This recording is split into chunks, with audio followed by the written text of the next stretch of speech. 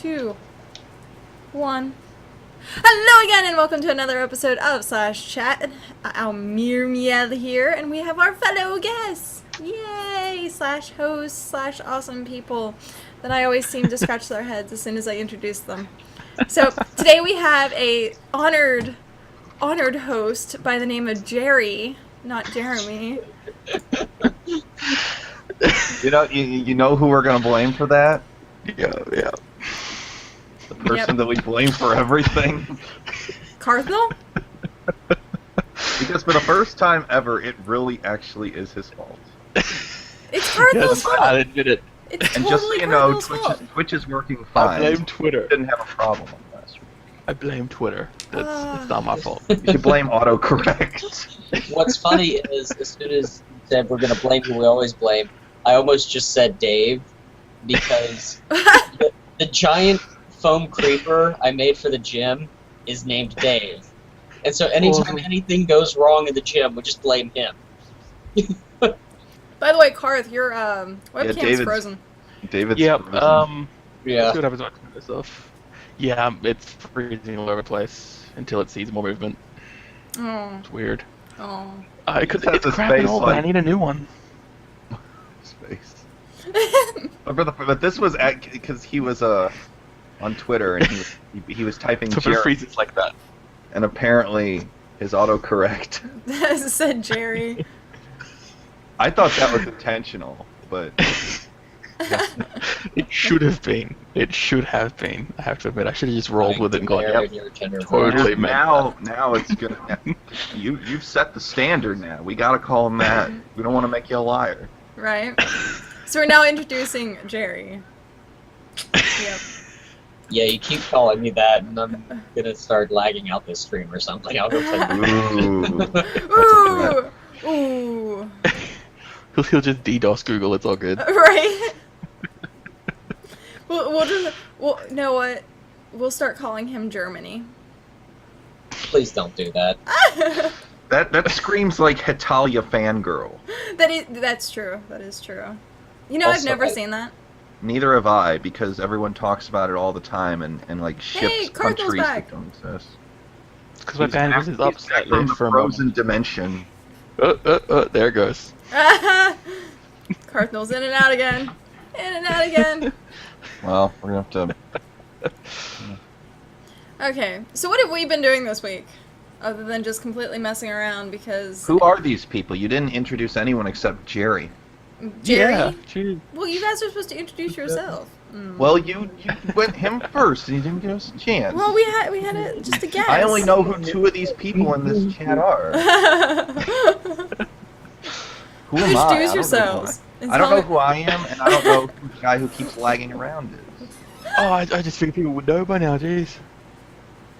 We're having like so many technical difficulties like the last 2 times that we've done this. It's classic down under syndrome. It's, you know. Classic Down down under under. syndrome. Yeah. Oh god. Oh. Internet's be whack, bitches. Anyway, you gonna introduce yourself or not, Alex? Huh? You gonna introduce yourself or not? I don't feel like it anymore. No, I'm just kidding. I'm Alex Postmas Merrick. I'm around on the interwebs.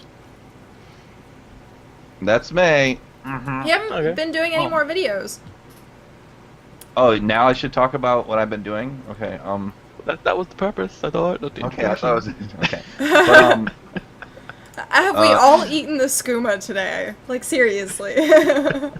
oh no, that moon sugar is really good when you ferment it just. But to be, This one is sad to see so many people. since I'm gonna try and fill this in since we kind of had an alternative chat last week and we didn't have any chat before, but I have been working on the videos. If you haven't seen the Mez Play episode 3 and 4, I may have talked about it last week, but because the Screwed up Kingdom Hearts, stream. what The screwed up stream. was it not? Oh yeah, okay. I thought you said this stream was screwed No. up. God damn it! But Kingdom Hearts 2 and Life in the West are there. I haven't really decided on the next Mez Play, but I had I started working on the next Vidya Games, which is a longer video and more in depth and not just me goofing around and playing. But other than that, I really haven't been playing too many new games. I did a review for Battle Block Theater on Steam. Oh my god, the webcam turned back on. Welcome back, Cardinal. Too much. He's back from the time stop dimension. Oh, it's only momentarily. He's from Australia, everyone. I'll explain that when I introduce myself. But Crikey. my Battle Block Theater is a game done by the Behemoth. They made Alien Hominid and Castle Crashers. They finally brought this game from the 360 to Steam. That review's going up this week.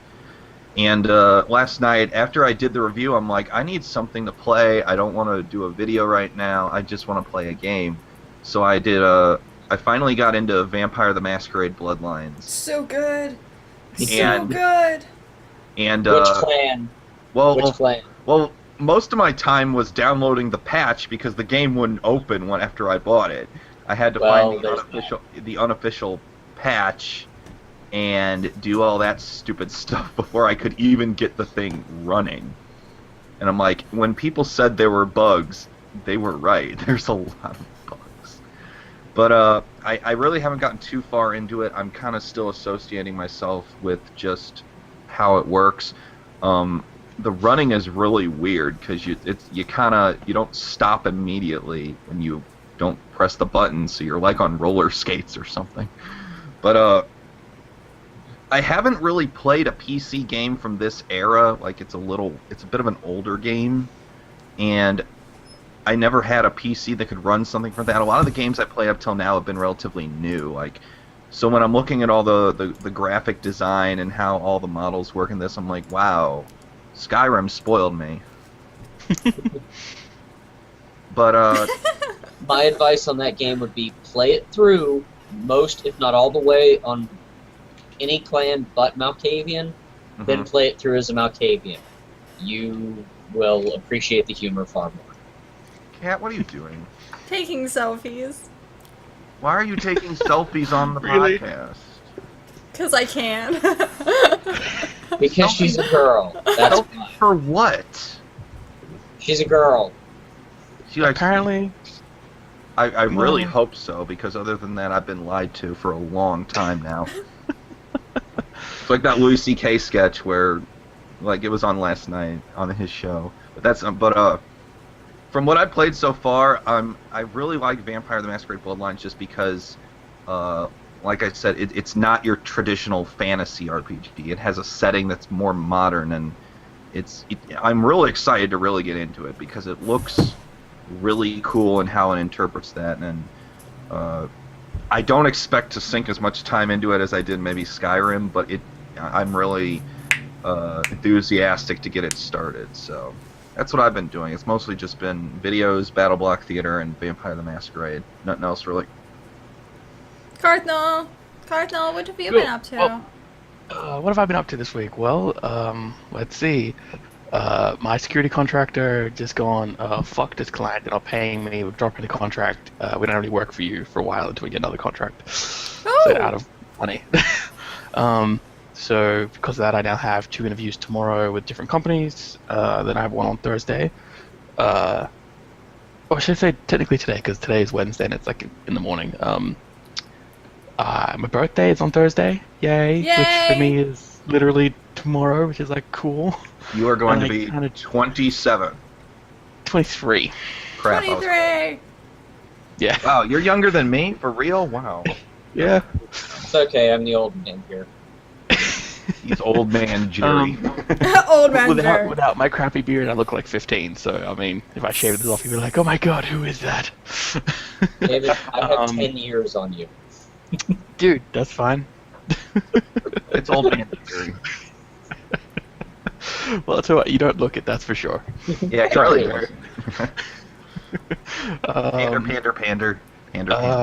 My business cards finally arrived from my computer repair business that I do, except that I'm moving in a couple weeks, so now the address is wrong. Oh, dude, that Oh, man. sucks.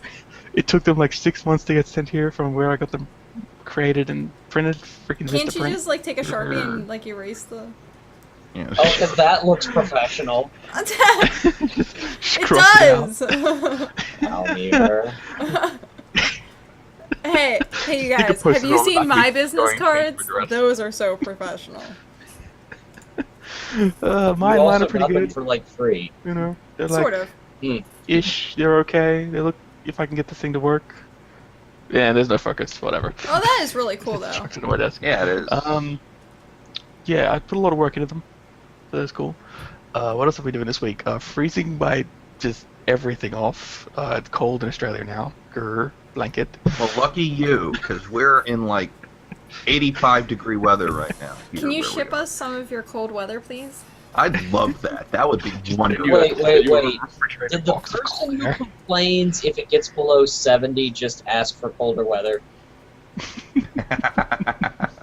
Maybe. I'm looking at you with the cat ears. Just maybe. Oh yeah. man. Nothing's What else good. have we been doing It's this always week? got to be something. It's all, Cat's very I specific. had a stream the other day that was a couple hours. Just because I was like, I need to stay awake. Must do something. I'll do some streaming. Oh, It you was streamed? weird. I would say anyone that was watching would be like, this guy's weird right now because I was kind of loopy. What did I you was what so did you tired. stream? I think I Oh, wait, it I was don't just I don't some subscribe to Minecraft your channel, so that's why I didn't see it. Yeah, it's Yeats, man. Mm. Oh, much subscribe to I'll you. love. subscribe to your Twitch channel. Much later. love. Yeah. I don't subscribe to many channels. It's just people I know personally. Yeah, I was And I kind of guess I don't know loopy you personally. on being super tired. So there might have been some weird singing or something. I don't remember. Dude, I totally did karaoke. We should totally play karaoke Awesome. party. Oh my god. Sometime. No, I'm dead Maybe for serious. my Go to birthday. What song? karaokeparty.com. What's your song of choice, Kat? I don't know. I was kind of playing, what was it? What was the song that I sang the other night that I just did so bad on? It was so bad. Oh, Free Falling by Tom Petty. But everybody does that badly. That's why it's awesome. At least it wasn't Don't Stop Believing by Journey. They don't have it! I was so upset. They didn't have it on the freaking karaoke. I was like, what? God How damn do it you now. I'm envisioning Kat just singing that with like Well, the best part about it was they had Bohemian Rhapsody. oh And my there was God. 3 or 4 of us actually competing singing Bohemian Rhapsody. It was awesome. Nice. Nice. Hey, alright. Okay. Is that all you did, David? Yeah, that was pretty much my week. There's lots of Minecraft's been in there. The modded server with a few of my friends is coming along. We're working on one collective mega build.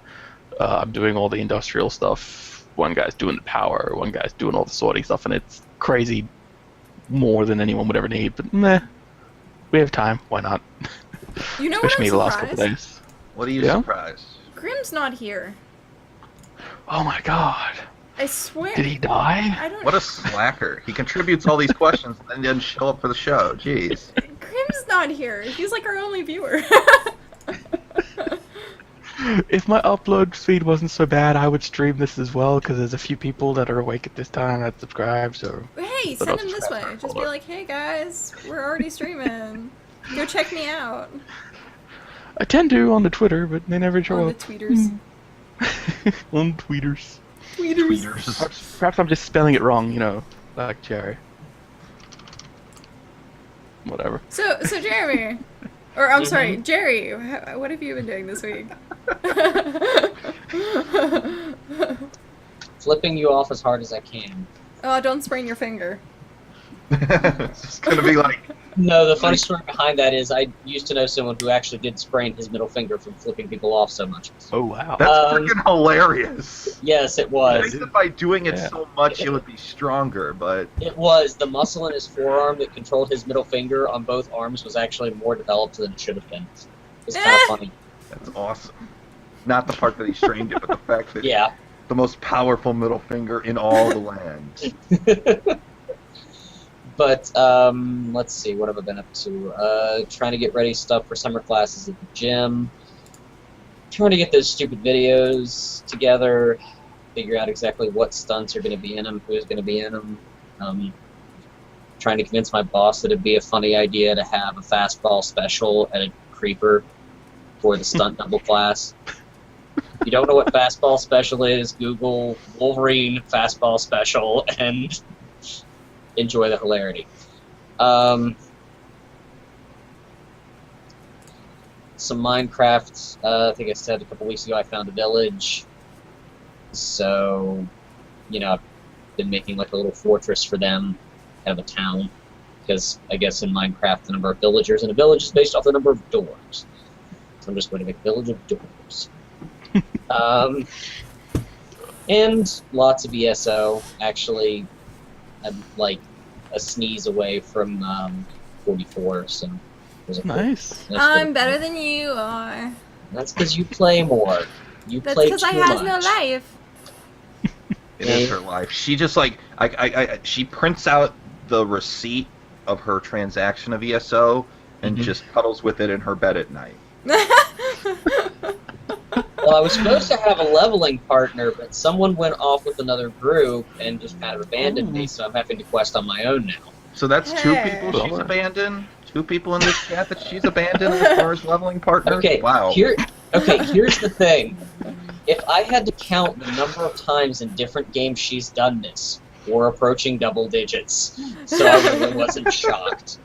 No, seriously, I can think of at least 8 times off the top of my head. So we're approaching double digits on that one, so I shouldn't really be surprised. Hey, being a typical female. She's very selfish. She's very selfish, isn't she? That's alright. It's less selfish and more, ooh, shiny, ooh, shiny, ooh, shiny. That is shiny. true.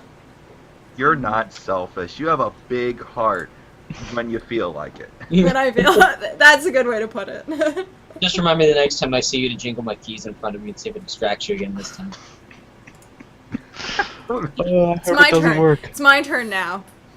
No, Yes. we want to keep talking about this because I think it sheds some light on Kat's personality traits. Yeah, go ahead. We'll listen to what you have to say. So what I've been doing this week, ESO. Really? On top of ESO. I don't believe you. Oh no, not at all. I got this nifty new thing that came in the mail today. It's like a little LED sign for Assassin's Creed. Whoa. Oh, that's what that is? It's like, are you like hanging on the wall? Yeah. Oh, that'd be cool. Where'd you get that? 1 sec.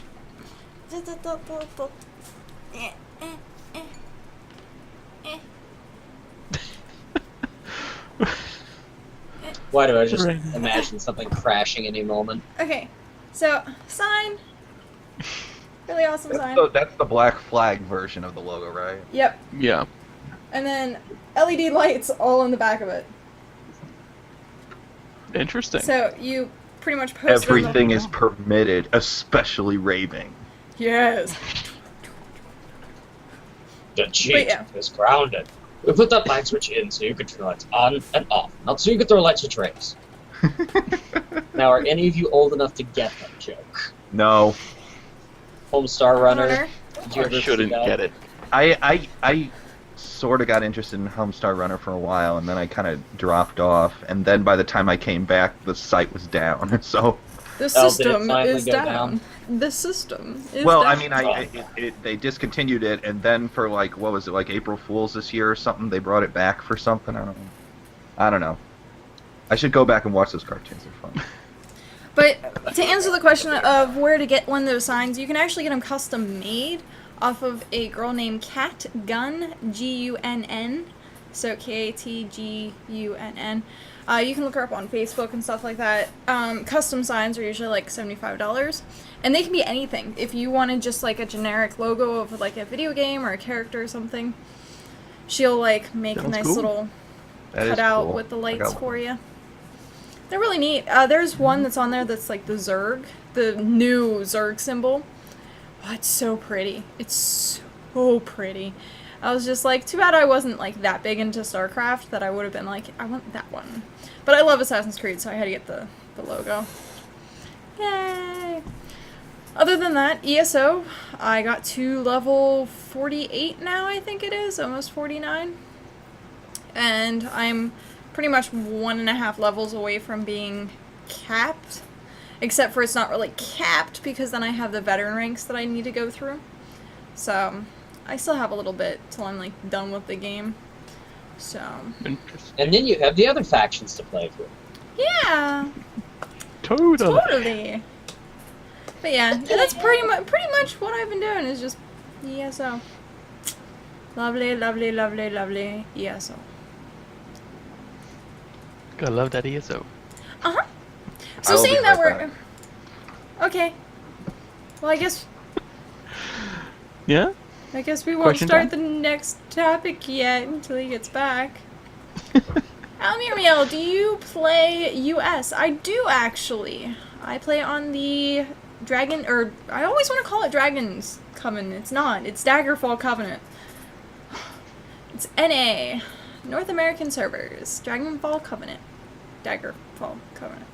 Do you remember what PvP server you're on? It's called Skull Crusher. Skull Crusher? Okay. Skull Crusher. It's the RP server for everything.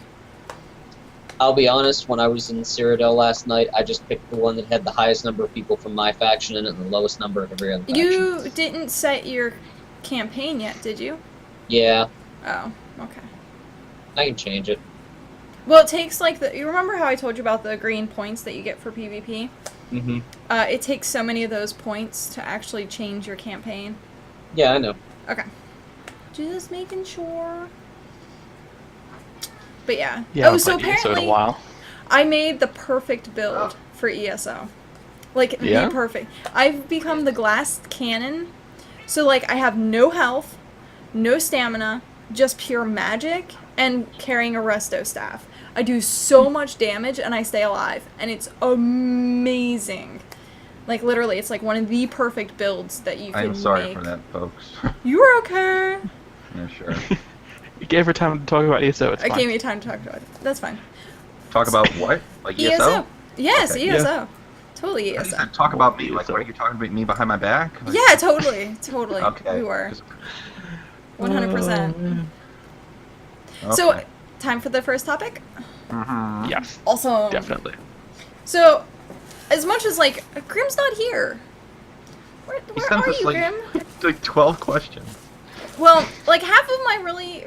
I'm sorry, Grim. Half I of them couldn't you use don't them. like. Like, a lot of them weren't, like, geek-related, so I was like, Yeah.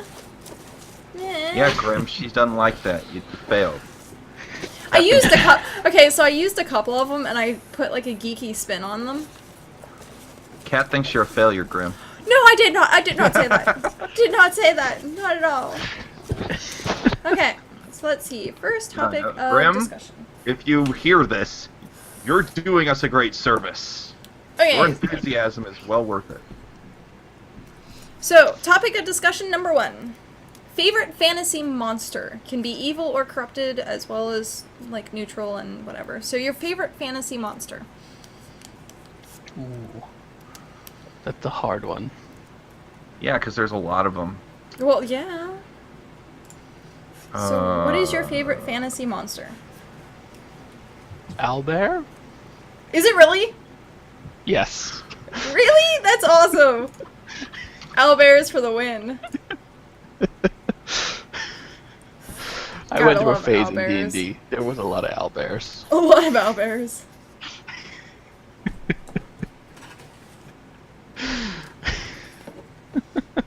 Okay, I have to say, favorite monster for fantasy?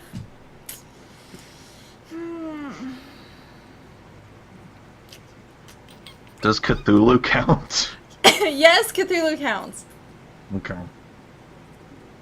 Yeah, it's going to take me a while to think of this because there's so many across so many different mythologies. I kind of almost want to say that Cthulhu is my favorite monstrous creature. Any particular reason? He's just so awesome, and he eats your soul. What's better than a monster who eats your soul? One that doesn't? Well, that's no fun. I actually almost wore. I have a new shirt. Cthulhu Fatagan. Ah. What a wonderful phrase. Cthulhu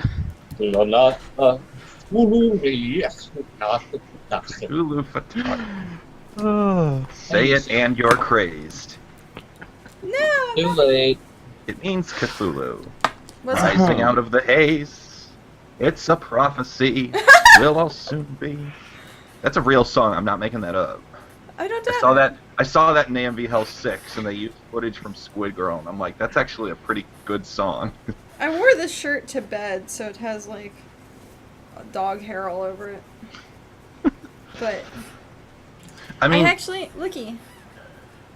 I can't see because your cam just disappeared for a while. It says Masonic University Historical Society, and there's like a Cthulhu in the sky that glows in the dark. Oh yes, background of the sky. Oh, that's cool. I like that. He is the sky. Yep, I love it. This is really hard because there's so many. I mean, I kind of like a lot of the more Japanese mythologies. Like, I know that a lot of the creatures from Japanese myths are usually very different from others. Like, there's the woman with like a mouth on the back of her head. I can't remember what that's called. Oh god, I mean, the second I decide on one, then I'm gonna realize that there are many, many others that I like. But I guess right now I'd say I kind of like the Tengu, which are these forest spirits in Japanese mythology, kind of live in the trees, but that's probably gonna change down the line. Although there's always like the Leviathan. Ooh. Which is which is cool. awesome. Seriously, just the word Leviathan Leviathan. sounds. What about the Kraken? Yeah, the Kraken's good too. I mean, there's just so many of them, and I'm gonna think about them. I'm gonna think these before and when the question's over. I mean, Well, if I've it helps you any, I've always really liked mythological creatures that are like underwater because we don't know much about what's under the sea. Nessie.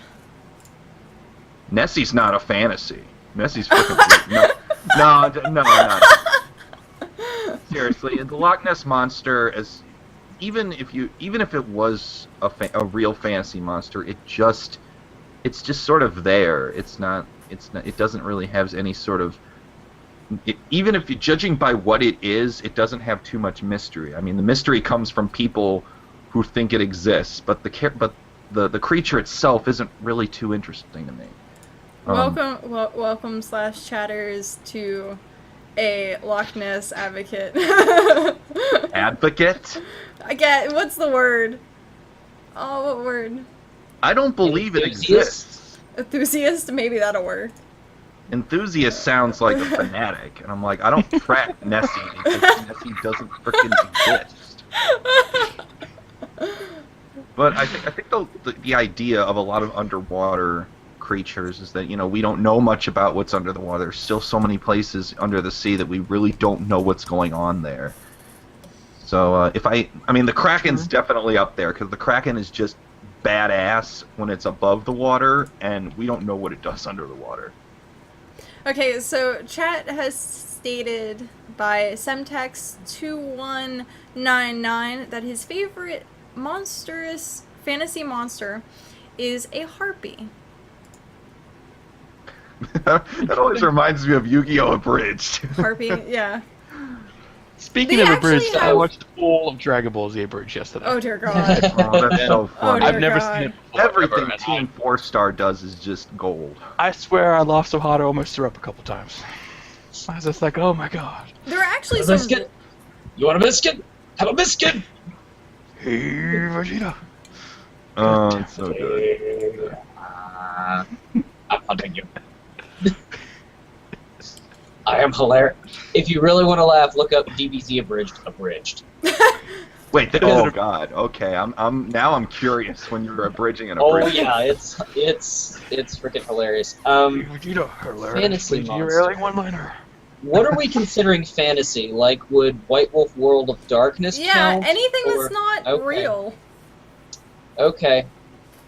Because I really like the some of the were creatures they have in White Wolf. Like all the ones everyone's already listed, so I'm just not going to repeat everyone else. Try and come up with Right. something different. I mean, in D&D, you have to go with the Displacer Kitty. Displacer kitties. Were Geek. if Either that anyone's or the familiar with that- Terraskew. Yeah. If anyone's familiar with that webcomic, they have a really funny Grimm's t-shirt that here! has a Displacer The world Kitty. is saved! Grim is here! Hello, Grim! Hi, Grim! Where were you, Grim? You Hi! can't shirk the responsibility, Grim. You have a responsibility. Grim is here! Everyone can stop panicking now. Who is Just- panicking? Yeah. There are so many fantasy monsters, and I think that the fact that more are being created as we speak, like, even something like the Also kinda Megalodon, you know, that huge frickin' shark? Megalodon? That's Yeah. not a However you mythical wanna say it. creature. Yeah, you're right, it did exist. It's an extinct creature. There's a big difference there. That's true. But I think that's kind of why I like the Leviathan, just because it's Because it's awesome. huge. And it's just like, So your mystical creature is the Leviathan. yeah, I guess. Yes. It's good. I guess. Totally is. I mean, it's just an interesting question because there's so many of them, and a lot of them are just really, really freaking cool to look at. Very true. I'm just gonna simply vote for any and all kaiju. Kaiju, huh? Well, you know, Godzilla, things All like the kaiju. All the that. Yeah, kaiju. just all of them. Well, So- I mean, so- that's cool because they're just the idea of giant monsters. They're So freaking so to awesome. recap for Grimm, we are on our favorite fantasy monsters, and I think you've pretty much heard everyone's so far except for Cardinals, which his was the owlbear Owlbear? from D&D. Yeah. And mine was Cthulhu, because, well, he eats souls, and he's amazing, and he's the one god. There you go. So- Problem Oldest solved. of the old gods. Well, the old god. So, we're gonna step over to... Oh, by the way, Grim, she messed with a bunch of your questions. I did. I, like, translated him into No. geekery. Into geekery. Into geekery! Geekanese. Geekanese! Totally gonna have some geekanese. Okay, on to the next question. Or topic. If I can find one. There we go. Okay. Next topic. Ooh. PC versus console gaming. Easy. For me, I should say. Okay. PC games, definitely. I mean, there is an advantage to having consoles. You get games first, but every single person I've ever talked to that's gone console to PC has gone, oh my god, this is so much better, either because of graphics or the more like accuracy you get with controls and things like that. It's a massive step up that if you spend even as much money as you do on a console, it's going to be better. That's just Yeah. how it is. I had this discussion quite often recently because a lot of people have been complaining about ESO not being on a console yet. And Right. a lot of it is because you can get a better UI system out of PC gaming than you can get out of console gaming. And especially for something like ESO that requires you to use your mouse and keyboard simultaneously to look around. When you use a controller, we're just going to pull up a controller here for a second for demonstration purposes. Okay, so when using said controller, you'd have to use your look pads at the same time to pretty much use ESO. So that pretty much takes out 2 fingers that you can use. So meaning they'd have to put their Oh, yeah. entire UI system on the trigger buttons. And it's like, you can't... Pain in the ass. You can't do that. So they have to revamp the entire game to be able to be used on a console. And then something that, like, I had the discussion about was, like, you can get a better gameplay experience from using the mouse. Well, in my opinion, I know. In my opinion, you can get a better gaming experience using keyboard and mouse. Because you have a wider range of things that you can do. And on top of that, the graphics are so much better. Again, me and my graphics, gotta love the graphics. But the graphics are so much better, the controls are so much better, unless you have one of those, like, trigger-sensitive, like, $600, like, controllers. You're not gonna get the same performance out of a new or next-gen console. So, I mean, I'm like... it's not gonna happen. Plus, literally all console games, minus, like, buying something out of, like, the marketplace, are so expensive, where you got Steam that you can go download the game for, like, $9 or $10, or get good games and new releases for, like, say, $50 or $60. So it's like, PC versus console, I think PC is always gonna win. So that's just my opinion. Oh god, yeah. Now you have a lot of people that would come in with the being like, oh, but with console games you can play with friends. We can do that with the computer, and if not easier and cheaper. There are some people have gone, oh, but you can't sit down like on the same couch and do it. You go, yeah, you can. I do it all the time with my friends. I just stream it to my TV and go, hey guys, controllers. Here. Flat controllers. Go. How many USB ports do you have? Exactly. So many controllers you can have. And you can have extenders on that, so there you go. You know, I've had people, you know, come up with all these different things, and every time they come up with something that they think is better or can only be done with the console, it can't only be done with the console. The only downside to PC gaming is occasionally some games come out that are just for consoles, but they usually suck anyway. Yeah. Or if that's the case, and or come out later on PC, you get new releases, and it's like, okay, so you have to wait 6 or 7 months for, like, the PC release. And I mean, that's something like, I think that's the longest wait I've seen. Most of the time, it's usually just a month or two. It's not that long. I think it's usually going to be easier to port from a console to a PC than the other way around. Yeah. Because the PC just has so much more versatility. And the thing that a lot of people don't seem to realize is consoles are still computers. They're just really specialized ones. Exactly. So you're never going to have a console that can do something that a computer can't do just as well, probably better, because it's a lot easier to upgrade a computer.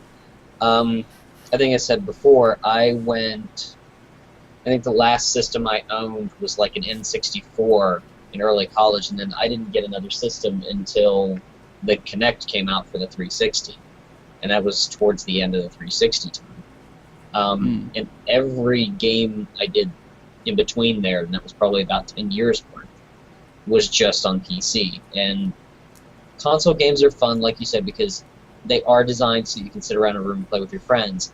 But if you look, a lot of the games that, with the exception of first-person shooters, how many games are they really putting out for consoles these days that are designed to be played with your friends? And how many are single-player? So, and if I want to play a first-person shooter with my friends, I'd rather set up a LAN. Unreal Tournament. Yeah, I got enough room in here. Let's all just sit up our computers, and we can play the same game on a LAN. I mean, we did that all the time. LANs are insane fun.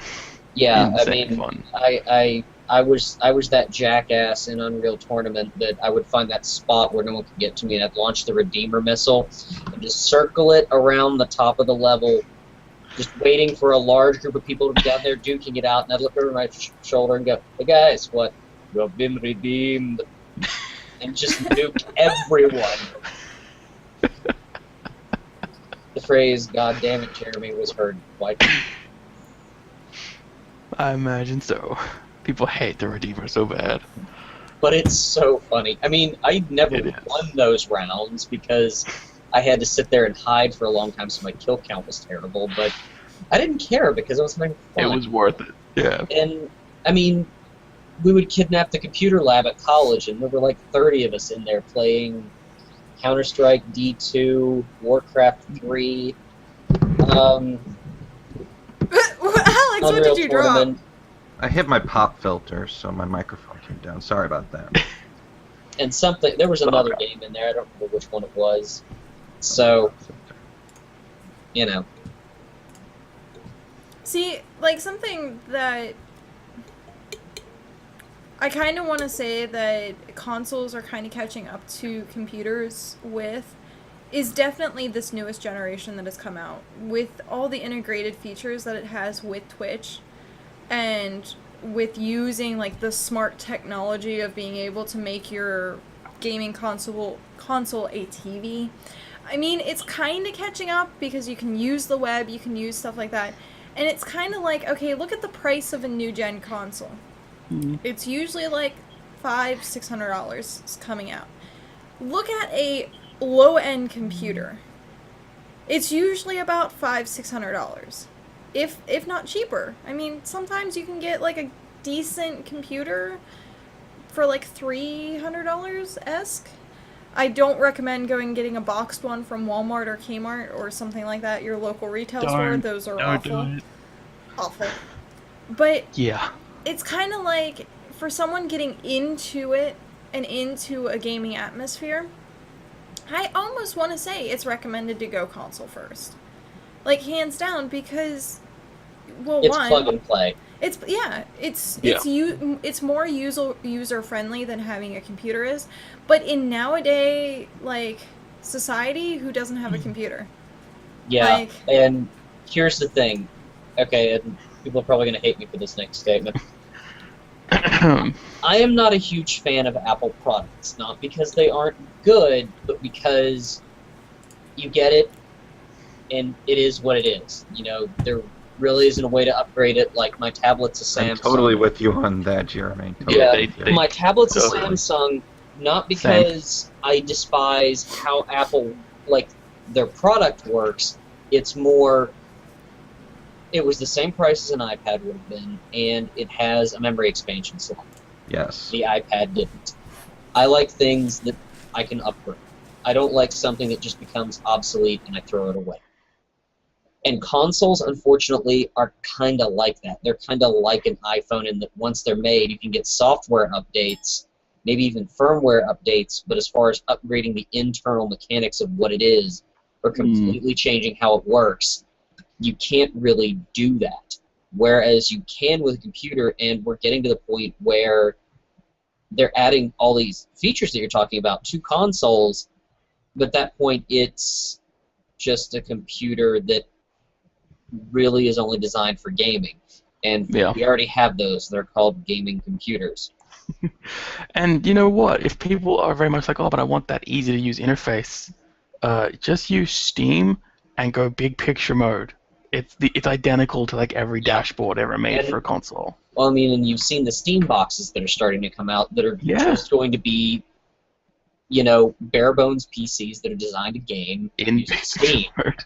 Yeah. So, I think consoles probably aren't going to be around too many more generations. I'm not saying Probably like this is the last one or anything, because I don't think it is, but I think more and more it's going to go more and more towards the actual PC itself.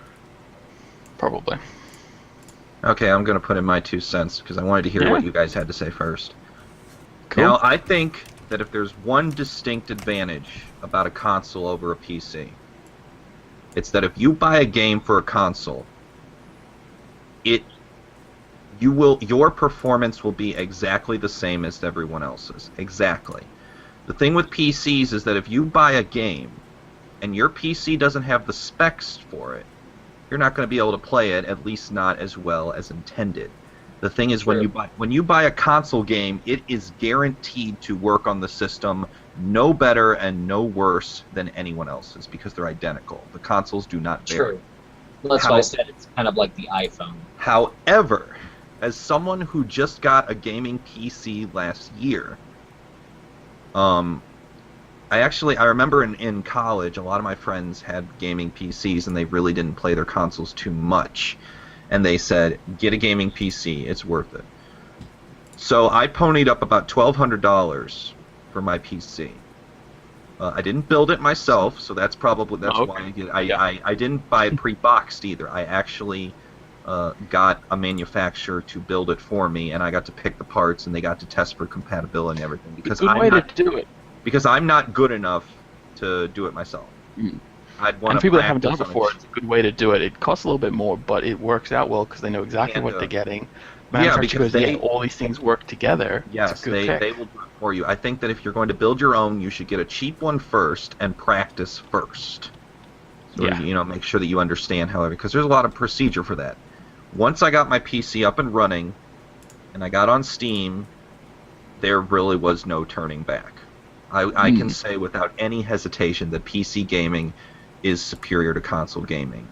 And the thing is, everyone's kind of making an argument. Well, I want to use a controller instead. This controller is connected to my PC, and I use it. You have the option to use a controller over a keyboard and mouse if you want, for most games these days. I don't like using a small screen. I like having a big screen for local play. That's what big picture mode's for. It's like, I don't want to spend all this money, and that's the biggest argument that people say. PC gaming is expensive.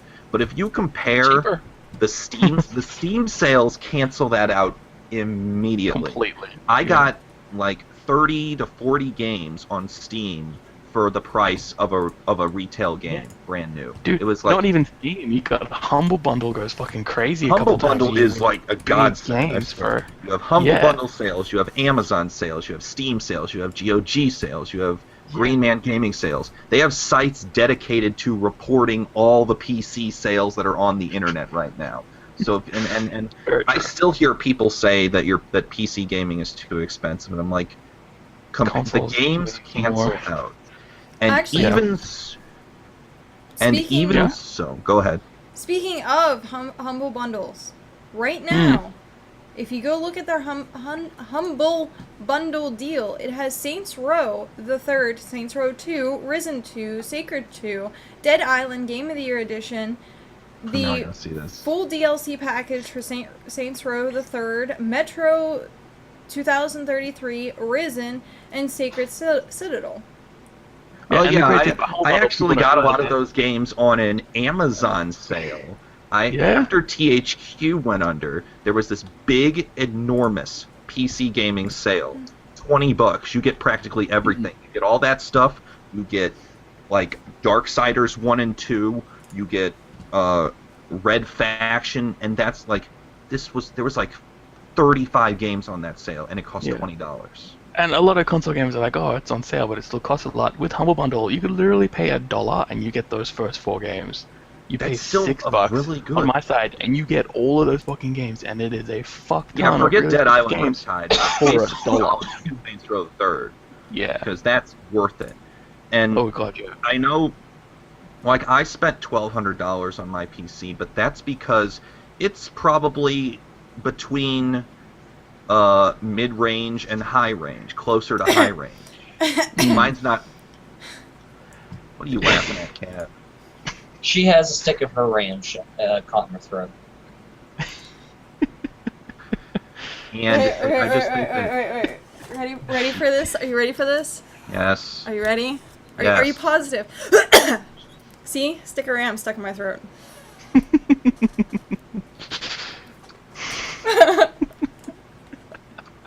You just have one of those lying around. We have to put up with this on this podcast every single week. But as I was saying, if for the price, like even the Xbox One just got a discount today because they removed the Kinect and you can get it for $400. And $400, you could get probably a mid-range PC. Maybe not that cheap, but you could get close. And you could wait. Repeat that. Like, for maybe a little more than the price of an Xbox One or a PlayStation 4, you could get a pretty mid-range PC. Okay, that's what I thought you said. I was just like, am I saying something incorrect? And no. I was kind of just reiterating the fact of what I said earlier about the fact that consoles and the level of PCing, it's the same price. So. And Yeah. And I go on GameDebate.com, which is usually where I check to see if a game can run on my PC. And they have them divided between minimum specs, recommended specs, and ideal specs. And the minimum specs for PC games are usually the equivalent of a console game graphics. Yeah. So, I mean the price argument doesn't work. The options argument doesn't work because you can use a controller if you want. You can use a big TV if you want, and you can get all. It's just I just think there's a clear advantage here that a lot of people just don't want to deal with all of the work it takes to get even a reasonable PC. It really comes down to that. They're confused. They're intimidated by specs, but so am I. That's why I went on a website and they did it for me. Yeah, what are you typing? You're smiling. You're smiling deviously, like you got something planned. Oh no, I was just talking to my chat channel. You guys can continue. So basically, what she just said is she's not listening. So. No. I was listening. It was just someone said something along the lines of, I quote, "A computer orgasmed in her mouth and left his RAM." So I was talking back with... How does a computer orgasm? How does it do that? Like you just It was just hilarious. Like what? Don't even try. Pour down Don't their even throat. She's gonna give birth to a how. computer. She just gave birth to a stick of RAM. Which Okay, will no, seriously though, guys, I did technically give birth to my computer. Like through your mouth? Because that's what you did with the No. RAM. Because it took me, literally, to the day, 9 months to make my computer. Including the motherboard, which is what you would have been. Yeah, technically. Like, literally, it took me 9 months to put my computer together. And the reason it took me 9 months was because I wanted the top grade of everything that I could get.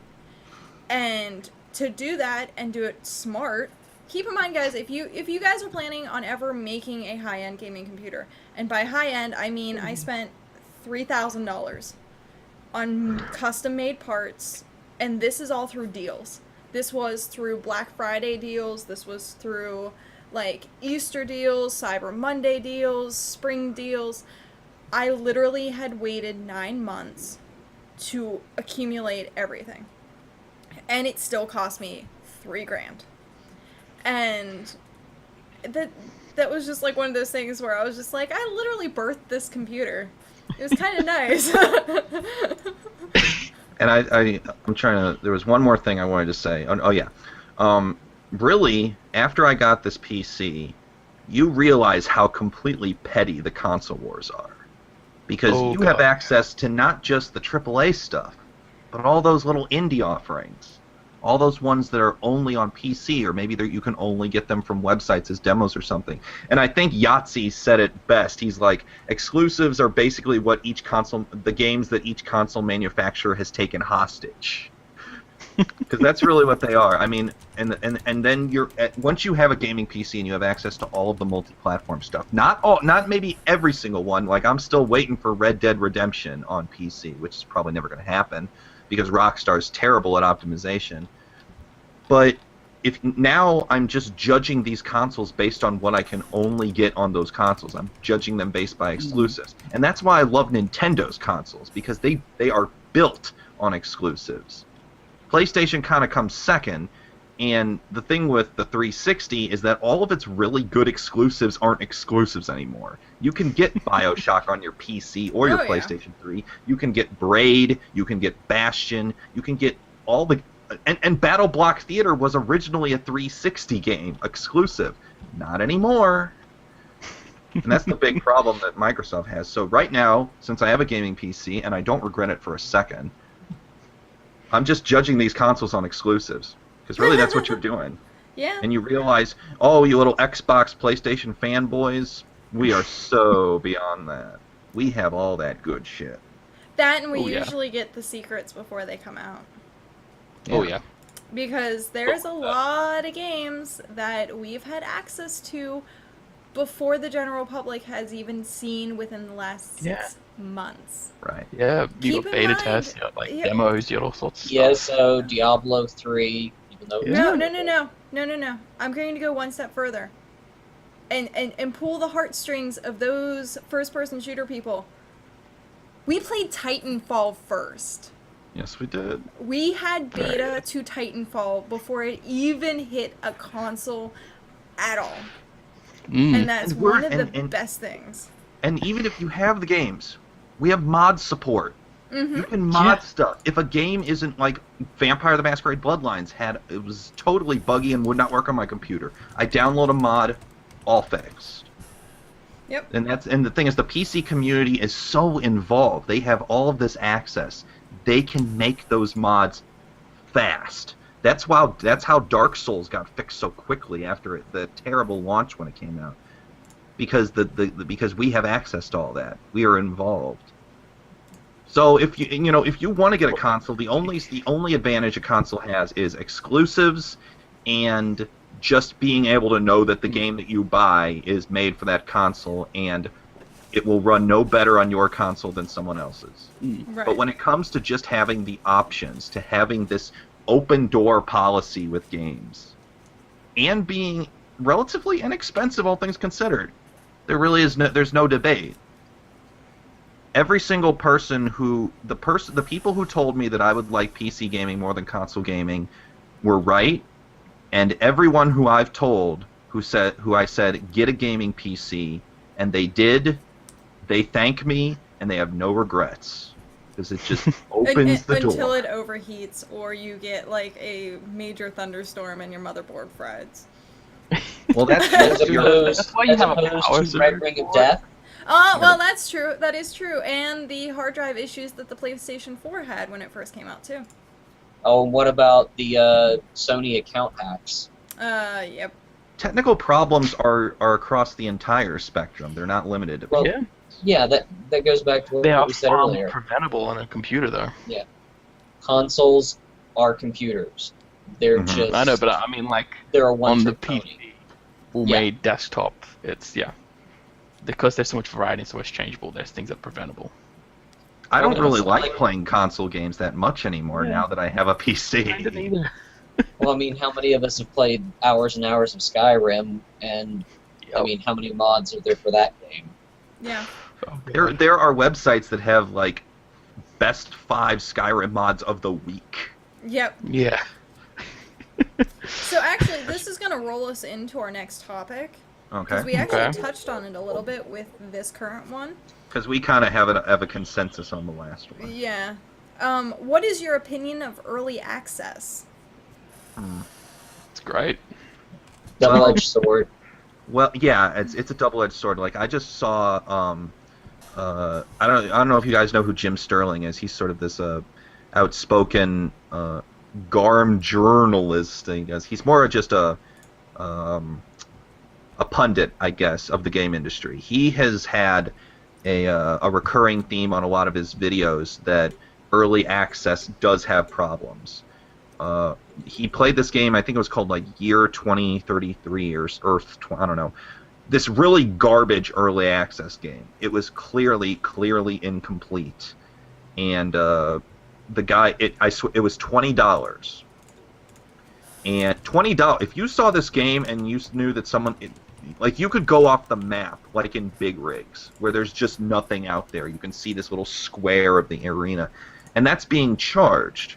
Now, to be fair, not every game has that, but some people like to abuse early access and just put out a clearly incomplete product, say that they're going to make it better over time, but still charging people money. That's the problem. That's one edge of the sword. But then again, there's always some games that are great in early access. Mm-hmm. You know, they're clearly not perfect because they're in progress, but they are well built enough that to get you enthusiastic toward them, and you want them to improve, and you want them to eventually be fully compatible games. So like Jeremy said, it depends. Some people, there's always a sense of abuse, but there's also a sense of promise, as long as you use the idea responsibly. Mm-hmm. Well, and I think part of the problem is the term beta and early access have gotten confused. Big difference. Mm-hmm. Because, ESO, we keep talking about it. I know a guy who was in one of the betas. Can't remember whether it was a beta weekend or an actual beta. And he said, it's a terrible game. I absolutely hate it. It's so linear. You just go from point A to point B, and that's all there is. But that's not remotely what the final game is. Was that me? Because I hated it when it first came I'm out. talking about someone that I know in the meat world, not in the cyber world here. Oh, okay. Because I said, But it's, well, yeah, and I mean, I played some of the early betas too, but that's the thing. People have started to think of the beta as, by the time you get to beta weekends, it should be almost finished. They think of beta as early access. And to be fair, there are some gaming companies that treat it that way too. You know, their open beta is just an early access. They're testing server load and nothing else. And I think because people have misused that term so much, it creates confusion.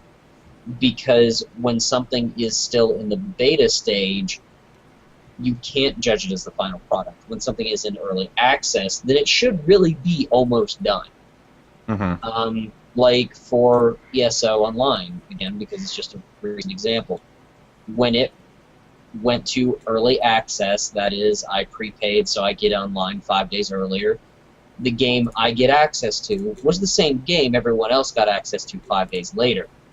I just got to go in a little early. And that's really what early access or preview should be. But if you're talking about a beta, well, then there's still going to be a significant number of bugs. And maybe my definition of significant number of bugs is a little different than what most people's is. Like, you're talking about Vampire's Bloodlines. When it got released, what got released, honestly, should have been a beta release. But the company was going under. It was their last grab at trying to make enough money to keep the company going. And it didn't work. I wish it had, because as you're discovering, it is a very, especially for the time, it is a very good game. And the bugs were quite easily fixed. You know, get another month or two of, you know, troubleshooting, the game would have been fine. Even the original CD release, because I used to have those, aside from one point in the game was still very playable. There was just one where sometimes you would get stuck and you wouldn't be able to get past, but then you just type in /noclip, walk through the wall, type /noclip again, and you're good to go. So that's what I mean. I think early access can be good because it gives people an incentive to pre-order, which gives you money for research and development a little bit sooner. But by the same token, you have to differentiate between alpha, closed beta, open beta, and early release, or early access, because they are all very different. But the term beta and early release have started to become intertwined, and there's a difference even between a closed beta and an open beta. That's right. And I've been talking for a while, so I'll shut up. No, you said a lot of the stuff that I really that I'm interested in, because you're right. Beta and early access should be treated differently. Should be treated as separate conditions. But the way that the game market, it's just unfortunate when that company does go early access and then decides, I'm not going to change anything. I have enough money now. It's fine. Yeah, there are just. I mean, the guy who made this game, which eventually got removed because it was just completely broken on Steam. I mean, he made. Well, aside from the fact that this guy made fake accounts, he got friends of his to make positive reviews, and he removed any negative criticism in the community because apparently developers could do that. It really just comes down to, you know, every idea like this demands a sense of trust, and some people like to abuse that trust. Oh yeah. But I think it's always going to be there with everything. But I think that early access can work. It really just depends on how it's implemented by the developers. Now, something I do want to say for me especially, when it comes down to especially MMOs and something that you're going to be playing with a group of people or other people in, having the early access, in other words, the game's made, but because you did something special, you get to experience it ahead of time. You paid them more money. You pay, yeah, you did Basically. something. You paid them more money. Or early. So, for me, again, taking this topic to ESO and games like that, being able to create my character and getting through what I can in the first 5 days is a lot better. Like, I will hands down pre-order a game, any MMO out there that goes, you're gonna have so many days to play before anyone else is. Because when you get a swarm of people to be like, oh, we bought the game, it's open, it's completely out there, you are like competing for quest items, you're competing for this, and you're competing for that, and you have a bunch of people just running around, and you got like people just swarming it. And when you get that early access, you're there with maybe 1,000 other people. And it's nicer to be able to then progress in a way that you're going to get to the end quicker, but not only that, you're going to have less frustration for the new people coming in. And that was something I noticed with ESO, because it has a very slow leveling process that me getting out of that first area within that 5 days was so wonderful. Because bugs were happening left and right, people were misclicking things, and especially when we were playing the Secret World. Because a lot of the puzzles that you could do for the Secret World were open. They weren't solo. Other people could come along, press a button, and screw up your puzzle that you've been working on for the last hour. And some of them couldn't be done solo. Yeah, that's true. So having that early access in which you could pretty much go around and be like, I can do this, and not have that many people, hands down, I will always buy that game. Or I will always pre-order that game. And that's something I think a lot of people take for granted, because there are now people that are like, oh my god, I was interested in ESO. Why did I not pre-order this? Because when you pre-ordered, you could play any race on any faction. Mm-hmm. But now you are stuck to the 3 that are in that faction. Mm-hmm. So it's kind of like, well, why didn't you were going to spend the money anyway. Why didn't you just well. buy the pre-order? And a lot of people are like, oh, well, I don't realize. Now gaming companies are getting smart. They are offering you things in pre-orders that you're not going to get when the game launches. And there's people like me who die for that. Who are like, I want that extra item, even if it's a vanity pet. Just to hold over other people's heads and being like, I got that before you did. So way to play into the girl stereotype there. Yeah, I know, right? She wants stuff, more stuff. I mean, More stuff. I'll be honest, the main reason I got the Imperial Edition of ESO is because I didn't want to save up 17,000 gold for a horse. That's, yeah. But now you can buy it for $15.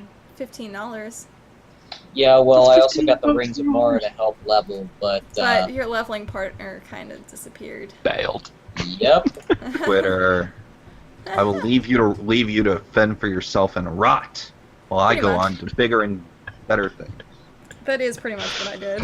I remember promises of power leveling that never happened, but hey, whatever. you quit playing. Hey, You logged in don't like with once me. a week. It's her game. Don't you power leveling. understand that? This is Cat's. Also, I will play it, but I'm moving soon, so all the money's going Yeah. into packing boxes. Yeah, I The was gonna say, center of Tamriel orbits. It's like $6,000 to move here. Yeah. I'm so glad we all know. We all know. You got a problem. Yep. this isn't a podcast. This is actually an intervention. Intervention. Intervention. How many cans of Pepsi have you had in the last 24 hours? I thought I drank a lot of Pepsi. Jesus Christ. 4? I rarely ever go. I go. Cases? No, The just most 4 I've had- cans. There's only 4 around my desk right now. There's the one here. and Yeah, there's you drink a the lot of Pepsi. 3 over And there. this is coming from a guy who I has a drink- problem with that. I drink a lot of that stuff too. I mean, I drink one of these a day, and it's a 1 liter bottle, so I shouldn't, drink but I do. A lot of soda. Yeah. The cat sets the bar. Jesus Christ. Yeah, just wait until that metabolism of youth goes away. It gets a lot harder. I hope mine doesn't get worse, because I have the slowest metabolism in the fucking world. Okay, Okay, so let's go on to the next topic before Now, we let's start. keep talking about this. Let's talk No, about Cat's no. health and her. Hey, No. Card, if you still want a power level in ESO, let me know, because Sure thing, man. As Yeah, soon as she- I can get back on there, because like I said, saving to move here is like a $6,000 to $8,000 thing. So I got to pay my rent, pay my bills, and save that money. So fun. yeah. So yeah, in a month or so, dispute of the MMO. yes, I'm gonna take that up. That's okay. All right, we'll lay off Cat for a while. Frozen. My camera's just frozen with me pointing. It was weird. Okay, so next topic. If you had an unlimited amount of developers and money working for you, what game would you make? Pokemon MMO. Because Nintendo's never going to do that, even though everyone wants them to do that. Like an actual legit. Yeah. But or Poke MMO already exists. Yeah, but Nintendo always takes them down whenever they find out about them. Really? I Like- did not know about that. Because Nintendo, everyone says, Nintendo, if you put a Pokemon MMO, or even just a Pokemon RPG, like not like a spin-off, but a real RPG on the Wii U, people will buy it. And they will. And people have been asking for this since, like... Yeah, but you know what's going to happen? They're going to do what I do. They're going to play the MMO, they're going to spend literally all their time playing this MMO and not play any other game. Which means that Which is good for them. their numbers are not going to be as high because look at how many people buy the new Pokemons as soon as they come out. If you come out with a Pokemon MMO, then people are just going to constantly play the MMO. Yeah, Now, That's why there are subscription fees. you can do subscription fees, and also you could do like in-store items and stuff like that, and you could get eggs that you could sell the Pokemons. That would be pretty cool. Like, just make this big, like, multi-region MMO where you With can all the Pokemon things from battle day. with people. You can also catch stuff on your own. People have been wanting this for a long, long time, and I've heard people say that they would buy a Wii U if that happened. And Nintendo makes the excuse like, this is a series built for handhelds. And I'm like, yes, Pokemon originated on handhelds, and RPGs do great on handhelds, especially ones where you can save anywhere. You can just have a little quick session, make a little progress when you're like on the subway or something, and then you just turn it off when you're done, or if you're on a lunch break. That's the nature of handheld gaming. It has to be digestible, and that's why the Vita isn't doing very well. It's trying to put console games like Borderlands 2 on the Vita. I bought that Vita. I had it for 2 hours, returned to the store because I hated the spacing of the controls. It made my hands hurt because I have my Vita right here. This is the stupidest idea I've ever seen on a handheld. This rear touchpad. Yep. Whoever thought that was a good idea is an idiot. I downgraded to the PSP and now installed software on it, so I'm not actually buying any of their games. I'm just putting shit on my card going, yay, playing. A Pokemon... I mean, I played Pokemon Y, and that came close to an MMO, because you could, at any time, you can talk to a person. You're already connected to the internet, and you can talk to a person. You can trade with them. You don't have to go to a Pokemon Center. You can trade with them. You can battle them. You can even do Wonder Trade, where you both select a Pokemon, and it's like roulette. You don't know what you're going to get. And, that sounds like, oh, I'm only going to get a Pidgey if I trade away my Mewtwo. And I'm like, well, you need to understand it's roulette.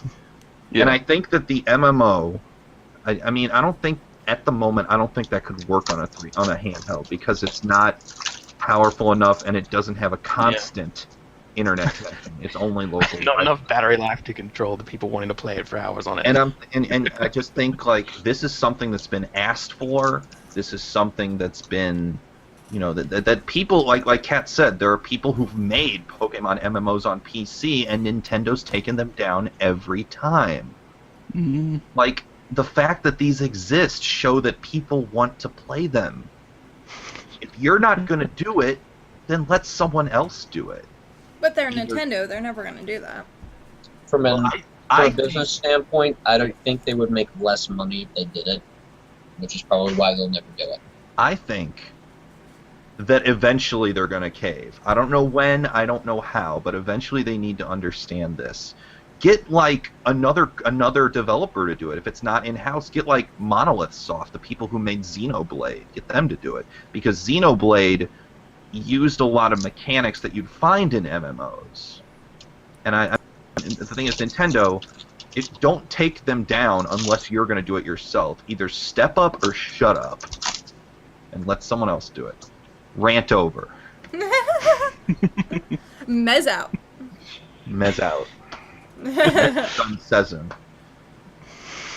Well, So- for me, the MMOs I would make, people either have already done or are already working on.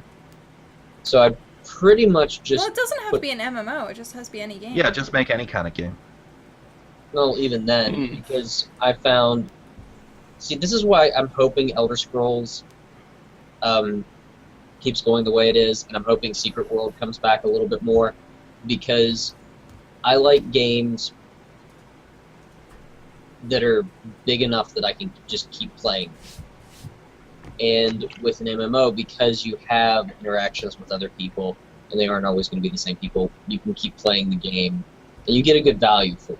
I mean, I spent a long time in WoW. I'll probably never pick up WoW again, but I don't feel like I wasted the money that I paid to get the expansion packs and everything, and a subscription, because, you know, I got a good value for my playtime.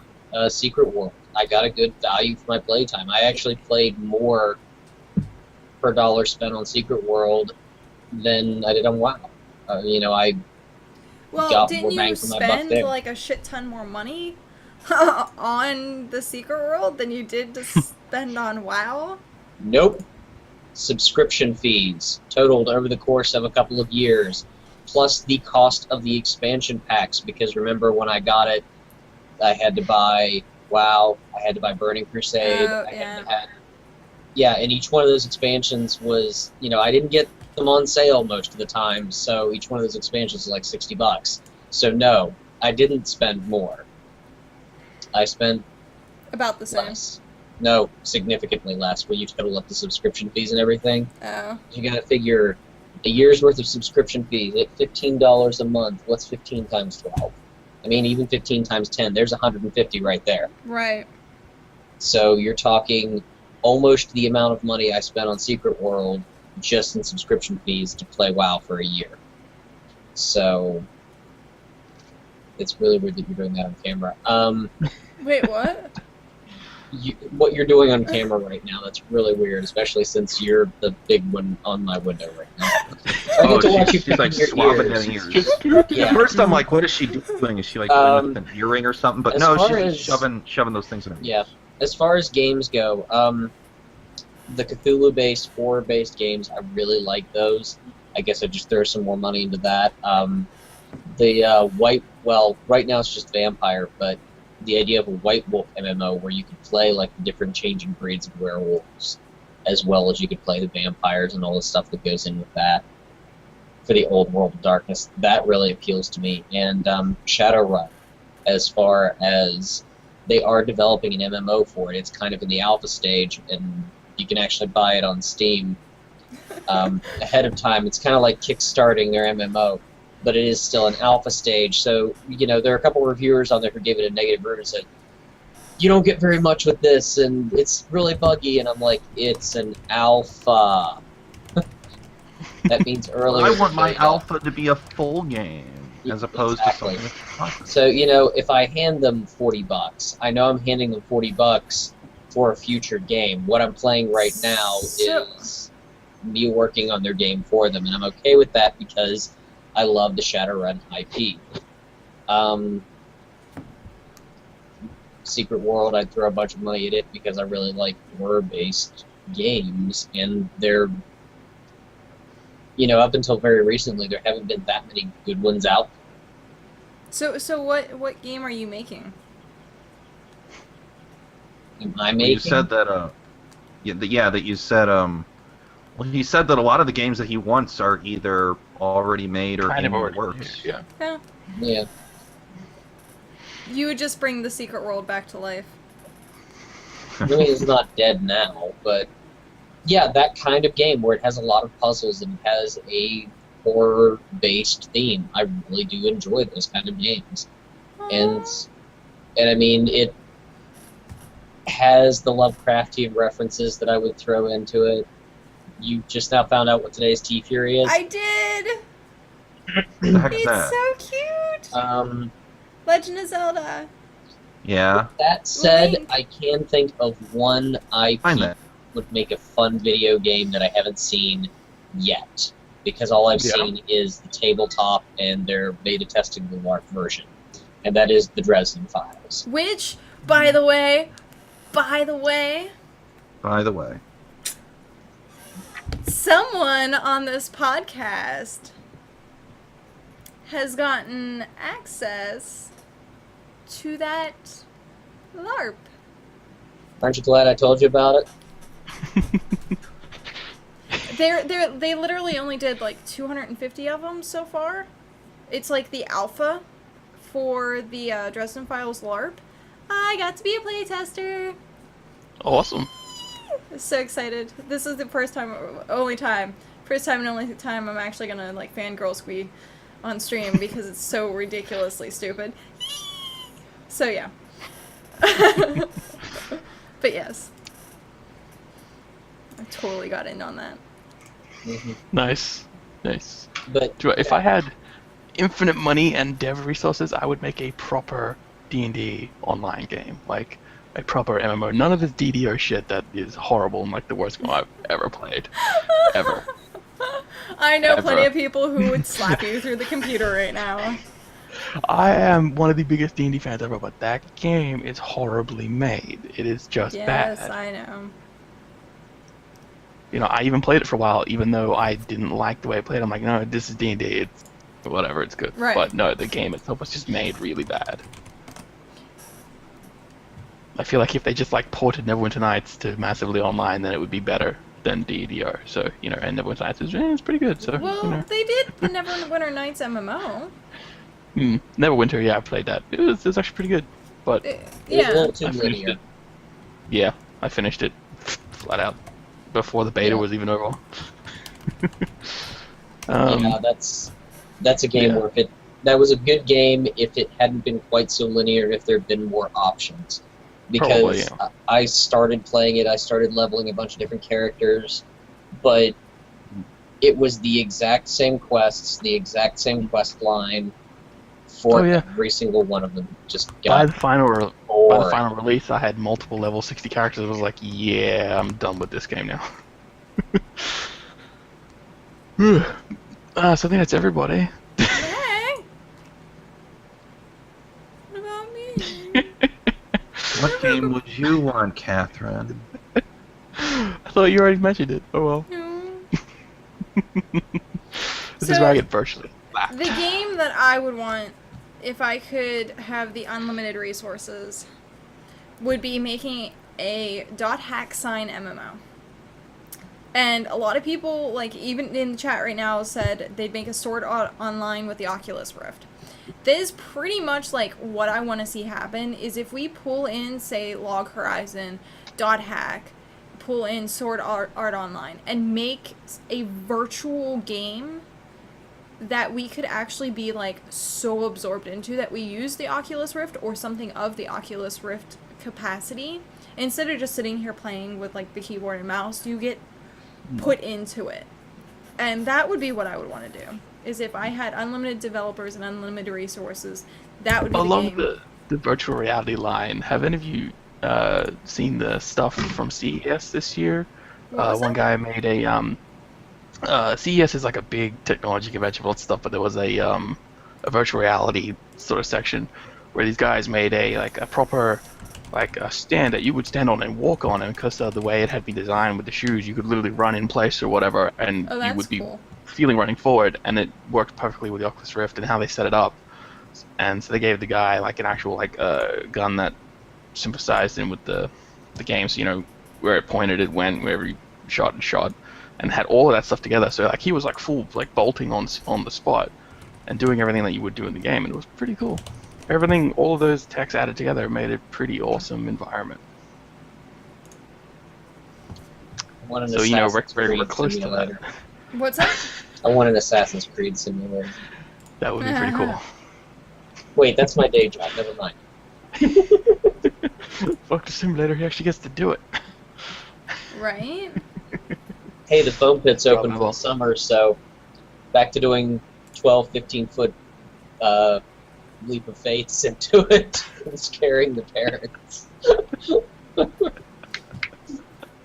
Just outright freaking them the fuck out with that. Well, they're not used to seeing Also someone jump fun. 15 feet and not get hurt. Yeah. Okay. I gotta admit, I don't think I've ever seen someone jump 15 feet and not get hurt.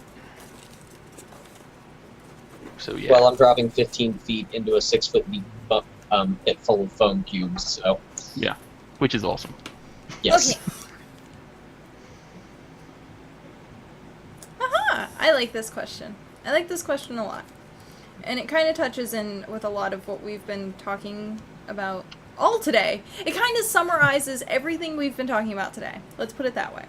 Okay then. If there was one game you would have to suggest to a video game virgin, what would it be and why? So in other words, someone who's never played a game before and you're trying to get them into playing video games and being a gamer. Didn't we kind of have this question a couple weeks ago?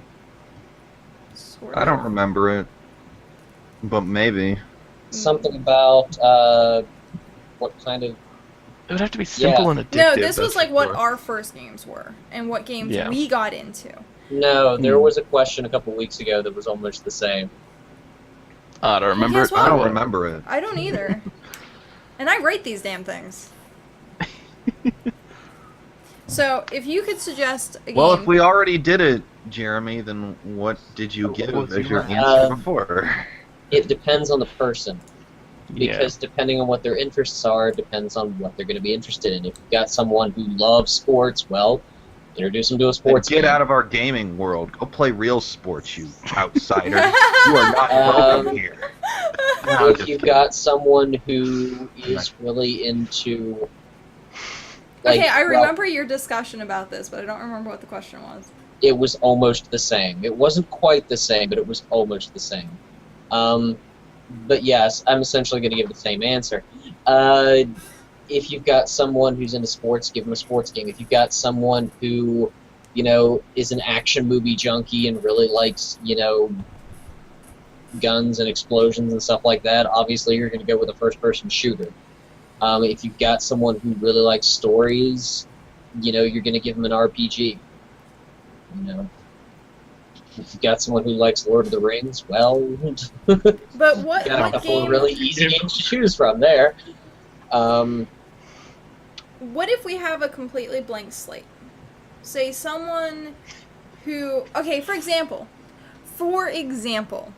let's go with saying, what if our grandmothers suddenly just went, "Hey kiddo, what you playing? Can I play? What game are you playing?" Well, first of all, what nationality was that accent? Because I could not. I don't know. Well, was considering my only current surviving grandmother reads westerns, I would probably go with the video game that has a western theme. We'll name the game. That's the whole purpose of this. Not very I- many games have Western themes. I'm not interested in westerns, so I would have to look. How about Red Dead Redemption? Ugh. But that wouldn't be a game for a new person. But she's Well, that someone who likes stories and who likes, in-depth character narratives. She was an English teacher for years. So I'd probably start with something that didn't have, Twitch controls, like a first-person shooter. And I'd probably start with something that had a really good storyline to it. Again, Walking it's Dead. just really going to depend... No. It's really going to depend on the person.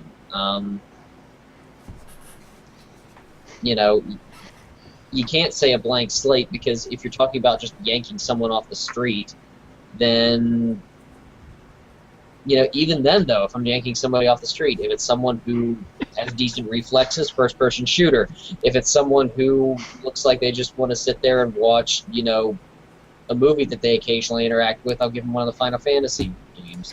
Okay, so I get your point. I really do, but it's kind of counteracting the whole purpose of being like, hey, here's a game to play. So, kind of based on that, like, This question's hard. it is. It really is. It doesn't give enough data. I would give them a Pokemon game because that people get addicted to those pretty quick. They're simple to learn, and people are like, "Ooh, the pretty Yeah, but pictures that can and backfire. Pokemon." And... Yeah, I know. Because I'm gonna confess, I hate Pokemon games. That's You alright. monster. I know, I'm like the Where's only your one in soul? this I, Cthulhu ate it. I almost want to say, though, like, let's look at games that you almost give to kids. Yeah, that's kind of why I mentioned it. And, like, even, like, adults, because, like, getting into, like, the Nintendo realm of things, you kind of want to introduce them to easy learning. original. They should play The Sims. The Sim. My mother, SimCity. my mother started playing the original Sims on the PC, and she couldn't stop. She was addicted. And then everyone died, and then she stopped playing. Well, yeah. I don't know. This question's hard. SimCity, I want another SimCity question. always was a good game. I mean, it, you know, there wasn't a whole lot to it, but it was a fun game. Actually, a lot of the original Nintendo games, I think we kind of brought this up before, were like the original Mega Man and Super Mario Brothers and stuff. They kind of showed you what you needed to do as you played the game, but they didn't have, hey, listen, you know. Didn't you have that as your ringtone at one point? I Why in the did. world would you do that? I loved To it. annoy It was the for my shit text out of messages, everybody nonetheless. That's Mhm. that's Yeah. masochistic. that would result in a sledgehammer to the phone very quickly. And My somebody text making message phone. thing is the little Metal Gear Solid noise when the exclamation. My text message is the default text message tone that came with my phone. Yeah, same here. My Um, text message ringtone right now is vibrate. Because I hate listening to There you the go. noise anymore. Wait, Maybe you picked a less annoying thing. yeah, really. That's, Well, it was so much my phone was going off so much. It didn't really matter what ringtone it was that hardly got through the ringtone.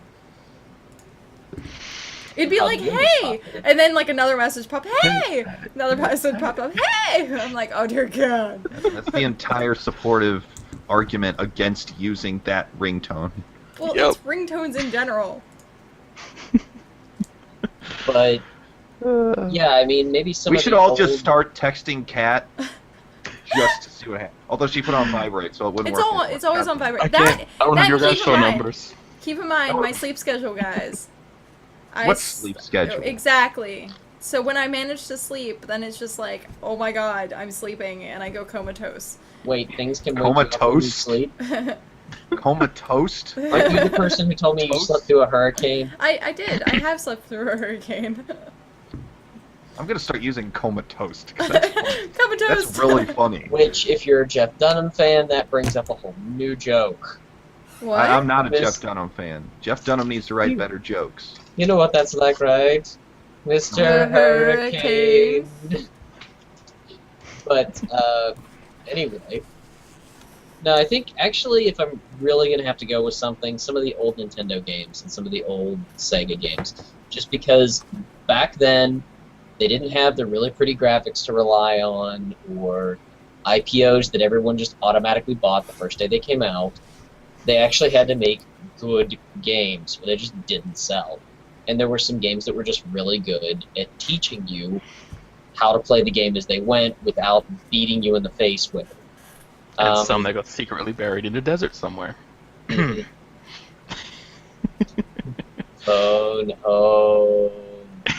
And if people don't know what we're talking about, too bad, because it's a hilarious story. It is fucking hilarious.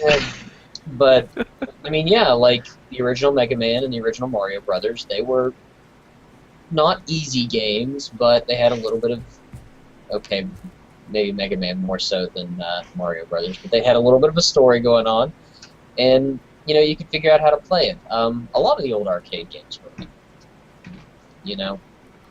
Or if nothing else, a good old-fashioned button masher.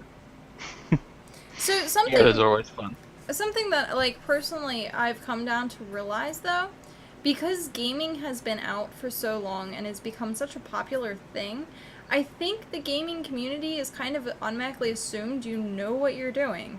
Because if you look at a lot of the new releases, minus Nintendo, which has stayed close to their roots of being very family-oriented, they all have these giant learning curves as soon as you pick up the game. And this is a lot for, like, PlayStation and Xbox. There's not that many games that are just like, here, this is a beginner game. And, like, I want to say a lot of PC games, though, kind of, depending on what it is, if it's a AAA game or not, they kind of, indie games stick to the roots of they assume you don't know what's going on. And that's kind of why I think a lot of indie games are coming into the spotlight now, because you get people who are like, I've never played a game before. And then they buy a game that's like 99 cents. Well, And get these easy mechanics.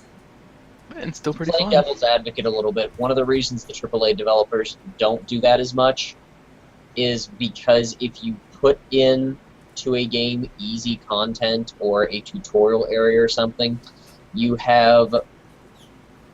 I'm trying to think of something that isn't going to sound disparaging because I don't mean it to be. Gamers who are elite gamers that, you know, rush to the end, or they only want to play the really hard stuff. They want to always skip the tutorial because we already know what we're doing. Why do we need to have it? Yeah. So me. Yeah, and they just want to skip the tutorials. They don't want to have to read, you know, through all this stuff because, well, they have been playing games for a while, and then even if they don't know exactly what they're supposed to do right off the bat, they can probably figure it out quickly. Yeah. The issue with that is, in order to cater to those people, you have to not cater to the beginner quite so much. That is You know, true. figures that skippable tutorials. There you go. Now let's Problem let's look at Gears of War then, because that's a very popular game for it. Well, for its time, I don't think not so much, but for its time, it was very popular. And you had two areas that you could go to that said, "Hey, go left, you'll get the tutorial. Go right, you won't get the tutorial." And I kind of enjoy games like that. Because even the first time round, I did go for the tutorial.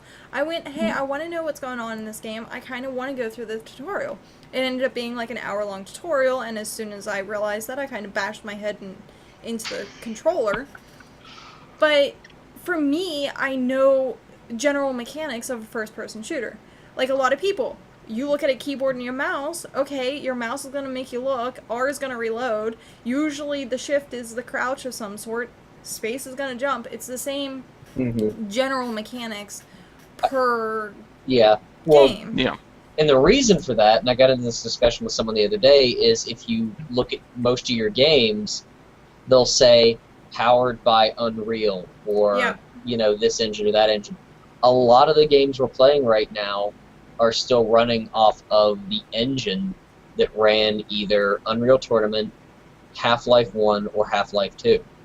A lot of first-person shooters are still using that engine, and so it means the controls are almost universal, which I actually kind of like. Who's running Titanfall? Kind of awesome. Huh? What do you mean, Titanfall who's engine. running? What's the Titanfall engine? Yeah, what engine? What is it? I thought it was something new, but I mean, it might be. Source game engine is Team Fortress 2, Left 4 Team Dead Fortress. 2. Yeah. Team Fortress came out of Valve, right? Let's see. Half-Life. Yeah. Actually, Source is for Counter-Strike Source. So we're going back to Counter-Strike for this. So in other words, they took Counter-Strike's main engine, they upgraded it to a second engine. They updated it for the times. They named it Counter-Strike Source, and now the engine is named Source, and it has been, pretty much it's the Half-Life 2 engine, but modified. Yep. So that's why a lot of these games Basically feel do. the same, because... It is. Same roots. Yeah. It's like if you got a car and you just switch around the interior and the exterior of the car, but you leave the engine, transmission, and wheels all the same. Right. You know, the car's going to handle about the same. You know, So might go a at little that faster. point, if you're like- looking at, for the topic of discussion, introducing someone to a brand new game. Okay, let's take the source engine. Let's take these engines. Okay, Mhm. what game do they start with to continue the progress to nowadays First games? one probably would have been Unreal Tournament, or even going further back, if you want to go a little bit further back to the Quake engine, and those games. Although I would probably start with Unreal because Quake was a little, Yeah. it's probably a little too old. The original one. That said, I think I still have it on this computer somewhere. So I get mean, nostalgic looking sometimes. at stuff like that, if we go back to when we first started learning how to play games, I think unless you get someone who's not going to be able to stand playing an old game because of graphics, as good as they are, I mean, I can't go back and be like, I love this game. No, I'm just gonna be like, why is it so pixelated? But like, Half-Life itself would be a good game. yeah, Because you don't have to have quite the twitch reflexes that you would with a regular first-person shooter, but you still have stealth, you still have storyline, you have interactables, you have ammunition limitations, you have melee weapons. It just actually, come to think of it, Half-Life would be a pretty good starter game, yeah, as long as the person isn't afraid of the cat. right. And actually, as long as you're not H.P. Lovecraft, because, for those who don't know, he actually had a bad phobia of things from the sea. Yep. That explains most A of his lot. stories right there. Yeah. He also had a medical condition that basically made him almost like he was cold-blooded. So he couldn't stand the cold and he was afraid of it. So between Wow. those two things, that pretty much explains 90% of his stories. Yeah. That just makes a whole lot of things just click. It's like, oh, okay, Mhm. interesting. Makes a whole lot of fucking sense right now. Okay, so with the 7 minutes we have left, we'll do our outros. But first, I've been like pretty upset about this, and I mean, I literally shedded a tear as soon as I found out. H.R. Geiger has passed away yesterday. Yeah, I heard about that. For those of you who don't know who this person is, he was the person who made and created the concept art and the monster creature that we know as Alien.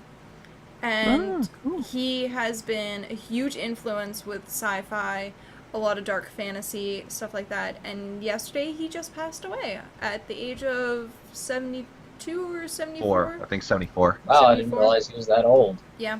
I would have pegged him for 60s. Yeah. But I guess it was like some sort of falling accident that no one's really giving too much detail on it yet, which I mean, it just happened, so of course. And But he was always kind of a private guy anyway. Yeah, oh yeah, entirely. Like he kept everything under wraps. But the reason I shedded a tear personally for this was because he was actually one of my biggest influences with my art style and a lot of who I became today. And I loved his wacky twistiness and the things that he created. And so there was a project that started out in Sweden, which is the Geiger Lounge, which is a bar that they made that is all of his work. Like the chairs, every texture in that building has been crafted to resemble his artwork and his mindset of stuff. And actually, they are speeding up the process for Portland, Oregon right now. I think it's Portland. I think that's where it was. I'll have to double check. But they're opening up a Geiger bar in the U.S. And I read a article online yesterday saying that due to his death that they're actually going to speed up the process on it. And they're going to try and get a lot more funding and hopefully have it open for his 1-year anniversary death. So that should be cool. It's sad to see that he I'd went. love to see that. That would be so cool. Yeah. Hmm. I said that no matter what happens, no matter what situation I'm in, as soon as I find out when the opening is for that lounge, I'm going. No matter what, I am going. I will That's in be. Oregon? I think. Let me. U.S. Geiger. Whoops. H.R. Geiger. Portland sounds like about the right place Lounge. for something like that. I really think that There's you can a club currently in New York City that is Geiger-esque, but it's not a replica of the exact bar from Sweden. Still, that'd be awesome to see. Let's see. Yes, actually, Grim, it's near you.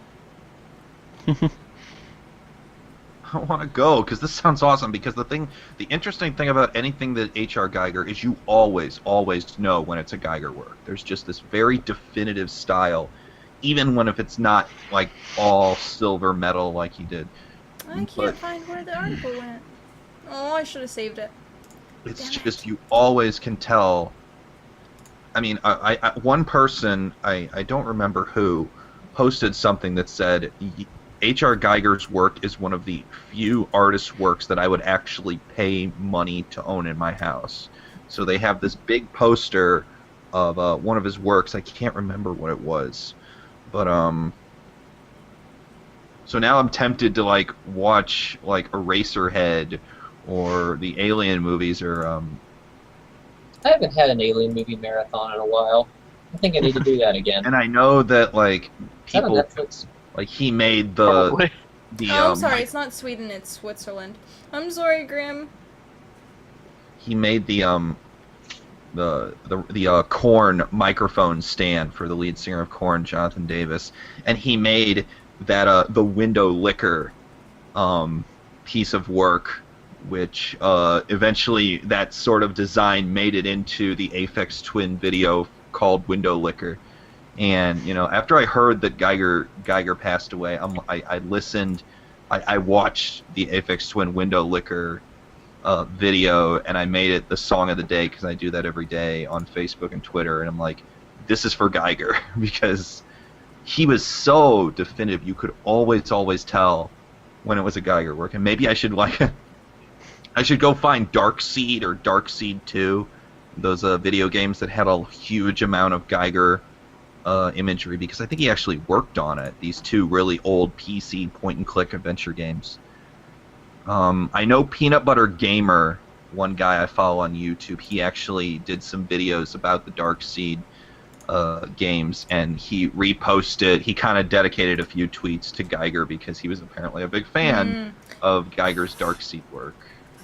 They actually took off a lot of the websites and are redirecting everything to the main page for Geiger right now.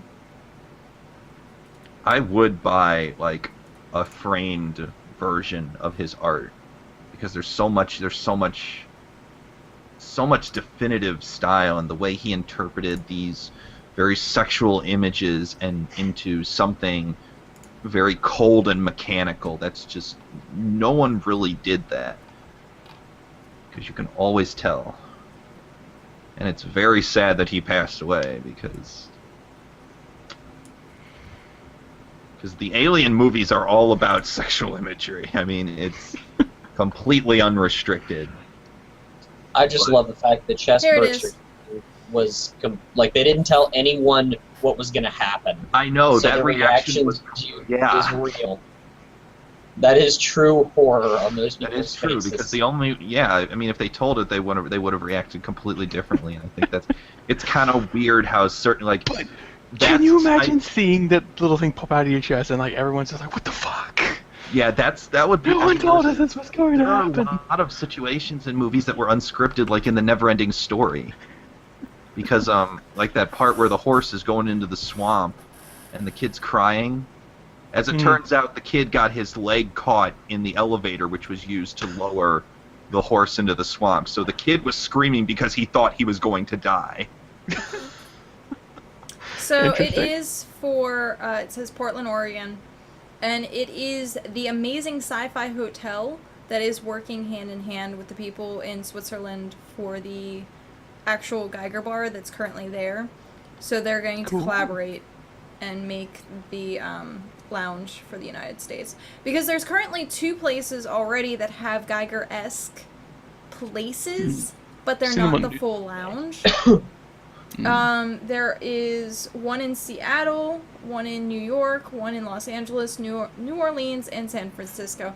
But they're like VIP lounges that have like, maybe it's a actual bar, but one part of like one room is Geiger-esque themed. But what Whereas the other they're place is the trying to whole- do is remake the whole lounge, the whole bar in the United States. So it's gonna be awesome to see how that comes about. Apparently, Geiger was involved with a movie called Killer Condom, What? which is a movie about an evil carnivorous condom that bites off people's dicks. Awesome. Interesting. And I'm looking at this article on Wikipedia, and I'm like, and it has one of those crappy B horror movie posters that look like comic books. I'm like, Shall we not get into us Googling teeth, please? No, we're not. I don't want to talk about that because these things, as a man, I feel uncomfortable. Yeah, let's not end the podcast on that note of things, please. Oh my Yes, god, the big- tagline for this Killer Condom movie is the rubber that rubs you out. God, Okay, Goodbye, okay, Soviet Russia. enough. Alright, I think we hit that limit, so we'll hit say that that limit. for never, We're I good. guess. So. Yep. File We're that done. onto never again. That's in my Soviet Russia joke that just writes itself. In chat, you thought I was weird? Really? Because we do. Really? We all think that... Wait, whoa. Are you saying I'm weirder than you? Because that is Yes. not true. It's not true. Well, I'm starting to think maybe. Chat, back me up. Isn't she really, really weird? Weirder than me? Come on, chat, help me out. Nope, chat's not helping you. Chat, save me. Chat's I don't done. want to lose this argument. Nope. Ugh. You're bringing up these killer Nah. condom things, so... Hey, we Yeah, were talking about a little Geiger, weirder. and he was involved with that movie. He was not involved with teeth, and you brought that up. Well, on that note of things, though, we do need to end this week's podcast. So, thank you guys for stay tuning, and thank you, Semtex, for sticking around throughout the entire podcast. Thank you, Grim, for your amazing questions, as always, even though I kind of tweaked them this week. And, of course, if you want to submit your questions, your comments, your concerns, your topics, you can feel free to actually go to Twitter and actually tweet for hashtag /camp, or /chat, sorry, that /camp's my other one. So /chat, or you can message me directly, or message any of these guys directly. I'm Except me. the one who puts them in the hat, though. Except Except for Jeremy. Jeremy, who's antisocial and he's too cool for social media. So you can find all our links displayed below. Mwah. And we will do our short little outros. So I am Almir Miel. Thank you for staying tuned. And you can find me here every week, 2 p.m. Eastern Time for /chat podcast. You can find me on YouTube, even though I really haven't been doing videos that much because ESL has my soul right now. Sad face. But hopefully I, find time in my day to cut my soul loose from ESO, and I'll make more videos coming up here shortly. So you can also find me at Almir Miel on Twitter, anything that does the tweets. And we'll switch over and have everyone else. So give us where you are. Alex, Cardinal. Oh, man. I know, I'm doing it again. Alright. So yeah, you can find me at YouTube under Cosnell. You can find me at Twitter at alpha_Cosnell. As always, there's a story behind that, which one day we're going to get into I'll put when it we have as no a topics topic. left. I'll put it as a topic in the Um, hat. You find me occasionally on Twitch at Twitch TV /Cosnell. I'm just kind of on there whenever I feel like it. There's no actual schedule or anything. It's just I have some spare time. Twitch, yay. Yeah, that's me. That's where you can find me. So leave it to the other guys. One of those two. Alex. Well, Jeremy doesn't say anything because he doesn't have social media, so I guess I'll go. You can find me on Twitter, post as Merrick. I tweet a lot because I think that people want to hear me talk even when they don't. I also my YouTube channel has been getting a steady revitalization. I have been recording the Mezplay episodes. Those are I'm not entirely sure when the next Mezplay will come out, but I do have 4 episodes right now, and I'm currently working on the Vigigames series. I'm getting back into that. That's going to take a little longer to produce. I'm not entirely sure when that'll come out either. I do vlogs there on rare occasions. I write reviews for Hardcore Gamer and articles too. I'm going to be putting up a review and some stuff throughout the week there. You can also find me. I'm trying to get back into the streaming, and those are probably going to be Mondays. That's like I said, I'm not going to be doing anything. I don't have anything confirmed for this coming Monday, but when I start getting back into the Twitch streams at Post-Mesmeric Gaming on Twitch, they're probably going to be on Mondays, because Mondays are the days that I know I will be available without any question. I won't have any sort of conflicts with work or anything. So watch my videos, please. I work hard on them, and I play stupid and/or bad situations in games so people can watch me suffer. If you want to see me suffer, watch me play Kingdom Hearts 2 and play the Atlantica stage, because that's Oh just your a. god, that is suffering. And the whole So time. much suffering. I'm getting better in Vegas, so those are going to be going. And all the other stuff on my channel besides Mezplay vlogs and Vigigames is apparently not going to be happening because my player 2 apparently is playing ESO instead. So Yep. Borderlands 2 isn't going to be finished anytime soon. Sadly Am I not. right? Yeah, we'll get back to it True. sometime. Kat needs to break her addiction first. Yeah. Good luck with that. Yeah, well, whatever. Patience is what Yeah, good luck we'll with get that. eventually, but she needs to just sort of sweat that out of her system first. It's However like a long bad that- fever. Yeah, it's just like It just lasts a really just long time. secreting ESO juice. I guess. I don't know. But whenever that does that, right now it's mostly going to be focused on my solo productions as far as Mezplay, Vigigames, and the vlogging, and I'll write articles every now and then. So go bother me on the Twitter in the meantime at PostMesmeric. And Jeremy, who's too cool for social media. Hey, I'm on ESO. I know you're on ESO. That's not social media. It isn't. Close can enough, be. it's an MMO. Yeah. Although, once I start getting videos for the gym up and going, I'll probably have a YouTube channel that I actually put stuff up on. But that's That not would really actually be pretty gaming cool. related. But I don't know, maybe I'll put on an Assassin's Creed costume and go screw around in the gym one day or something. That might be fun. Awesome. So I'm gonna Although leave. Ray Todd still needs to get up here so we can work on a fastball special. That's true. Oh, where was this? Okay, so because we have to leave this on a good note, I have to Okay. say what chat said earlier, and Semtech said, and I quote, "Please tell David I love his beard, no homo."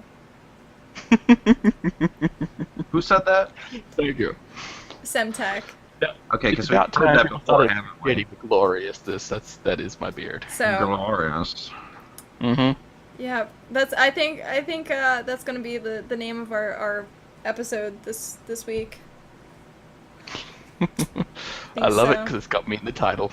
Mm-hmm. You egotistic bastard.